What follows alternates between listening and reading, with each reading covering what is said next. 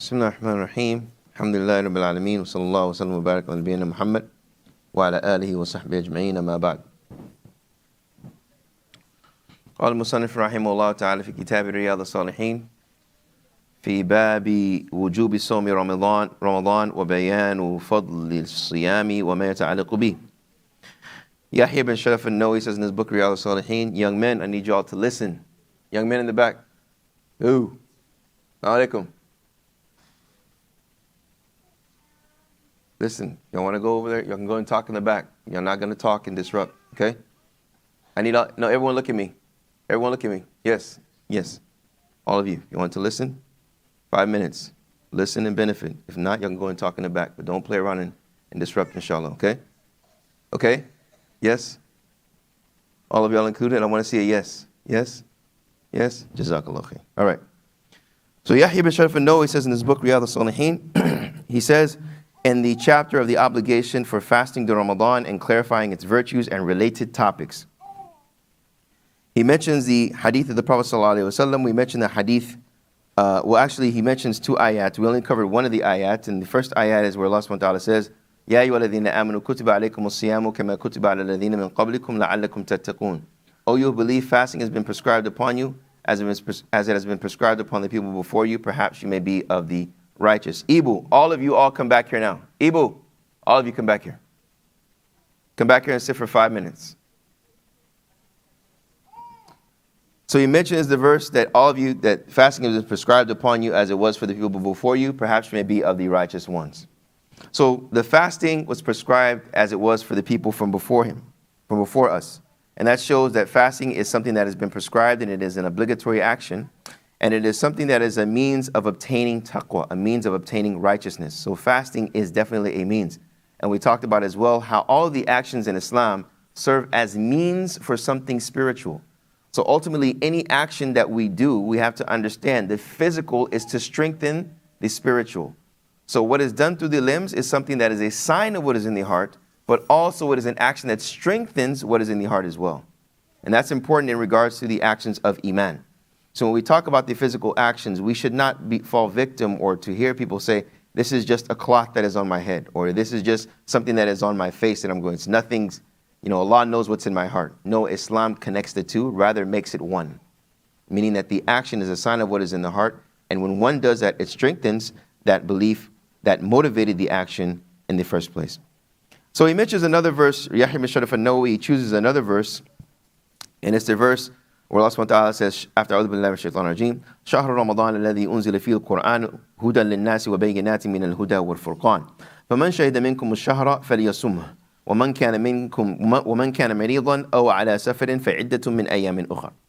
Okay, so Allah subhanahu wa ta'ala says in the chapter of Baqarah, these are the verses 183 through 185. Verses 183 through 185 in the second chapter of the Quran. So the verse that we covered last week was about the prescription of fast that we just mentioned. Then he says, شهر رمضان الذي أنزل فيه القرآن. This is the first part. هدى للناس وبينات من الهدى والفرقان. So the month of Ramadan, we usually think and know in which it is a month of what? It's a month of what? We usually think that it's a month of what? Fasting. When you hear Ramadan, you think what? Fasting. But Allah subhanahu wa ta'ala connects it to, as the Shaykh was saying, Quran. Shahr Ramadan, the month of Ramadan that the Quran was revealed in. Right? So superficially we may think fasting, but when it comes to the month of Ramadan, that was a month that the Quran was revealed in. And this is why you see the scholars read the Quran once, twice, 3 times, 6 times, sometimes 3 times in a night. The Quran al-Kareem, because it is the month of the Quran. So he says the month of Ramadan in which the Quran was revealed, huda lin-nasin wa bayyinatin min al-huda wal furqan. That it is he says that it is the month that the month of Ramadan, that's the month of Ramadan in which the Quran was revealed, is huda lin-nasi, and it was a guidance for mankind and clear proofs for the guidance and the criterion. Hudan lin-nas as a form of guidance. So the Quran was revealed to guide the people. Hudan linnasi wa bayyinati min al-huda wal furqan. And bayyinat means is a form of clarity, min al-huda wal furqan, from guidance and criterion. So the Quran is a form of guidance to show you, to enable you to go the right way, or to show you that which is clear, to serve as a distinguishing factor between what? Between what in English? Truth and falsehood, good and evil, right and wrong. So the Quran, as we know, is the message of Allah subhanahu wa ta'ala, and He has sent the Prophet sallallahu alaihi wasallam to articulate that message to the people through his statements, actions, and tacit approvals, which we know is the Sunnah. So Allah subhanahu wa ta'ala clarifies that the month of Ramadan was revealed as a purpose of guidance and a form of clarity to serve as guidance and criterion for you to distinguish between truth and falsehood. And this is important because we as Muslims, when we say min al-huda wal furqan, furqan means that which yufarriq bayn al-haq wal batil. It distinguishes between the truth and falsehood. So there's truth and there is also falsehood. So understanding that there is truth and also falsehood should serve as a level of integrity for the Muslim.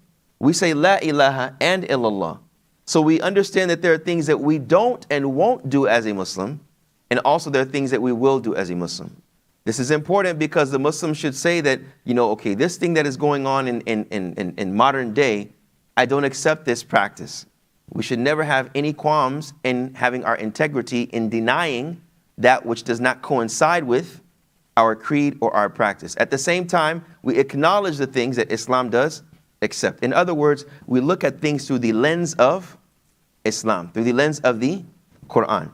Then Allah subhanahu wa ta'ala says, فَمَنْ شَهِدَ مِنْكُمُ الشَّهْرَ فَلْيَصُمْ. And whoever witnesses the month from amongst you, then you should fast. Here, this is another form of obligation. It's a form of conditional sentence. And whoever witnesses the month from amongst you, then he should fast. Witnessing of the month, we understand, as the scholars have mentioned, that it is seeing with the naked eye. Seeing the moon with the naked eye. When you see the crescent moon, that marks the beginning of the what? The beginning of the what? The beginning of the shahr, the beginning of the month. Now, how that is seen is where you will find, as we all probably know, the difference of opinion. Can we use methods of calculation to determine before the actual time, or does it have to be with the naked eye? The difference of opinion, we're not going to go into that with extensive here, but understanding that there is valid differences of opinion where we hear calculation. Some will say we go by the people of Mecca. Some will say, oh no, if anyone that is recognizable, they see with their naked eye.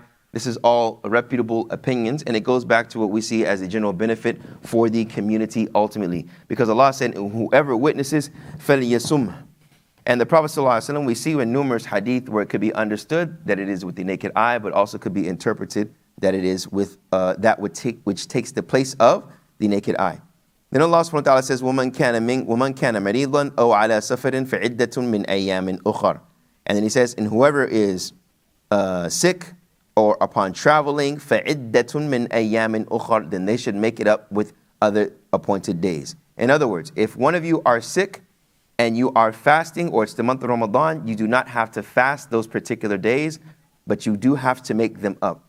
Now, maridan, sick, what level of sickness? The scholars mention if it is a sickness that is unbearable. So if it is like a common cold, then that may not be considered that level of sickness because it is not unbearable. But if it is the flu, then this is something that one may need to, or in certain cases, it may be obligatory for them to make up the fast on other days.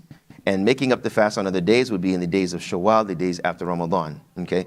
And also the level of sickness, so scholars have even went into depth of like, okay, if you're in a dialysis, if it is something like dialysis, then this is something that one would have to, if they're going to make dialysis and they're not able to even fast at all, and it's recognized by physicians that are well known in this science, in any case, and it's considered a form of nourishment, then this is not fasting, theoretically it's not even fasting. So the individual should feed poor people, as we see in these other verses that follow this as well. And he says, oh, ala safarin, or the person that is traveling. If one is traveling, so from Houston to Dallas, from Houston to Dallas or Dallas to Houston, but not Dallas to Denton, okay? Coming from Houston, Denton is Dallas to us. All of this is, Coppell is Dallas. Okay?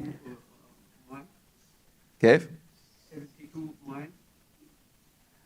Well, the definition of traveling, we see that the traveling, what scholars would mention of traveling is where if you were to leave civilization, if you were to leave civilization, and one of the strong sides of leaving civilization is to where you see wilderness for miles on end. You don't see any buildings, you don't see any marquez or any place of buildings, and in our case it would be residences, stores, office buildings, etc. If there's a long path of wilderness, then you are considered a traveler. Some scholars would say 80 kilometers or of the likes of that. But some scholars would say traveling is what is considered a traveler in that particular time.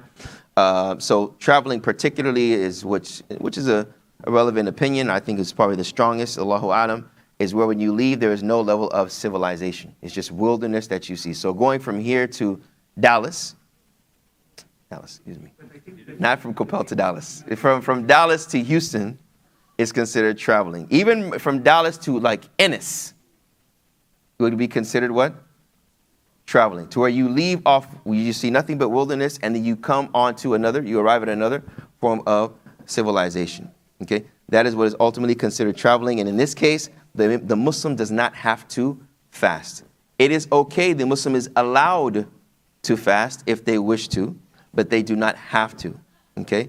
But they have to make those days up. So the traveling and the sick person, if they break their fast, then they have to make those days up in the following month, which is the month of Shawwal, inshallah. So Allah subhanahu wa ta'ala gives this general ruling, and it expands on, because Allah subhanahu wa ta'ala talks about the elderly person as well, where the elderly person that is not able to fast could fall into the category of the marid, of the sick person, to where they would just make those days up, or not make the days up, they would feed a poor person. And Allah subhanahu wa ta'ala knows best.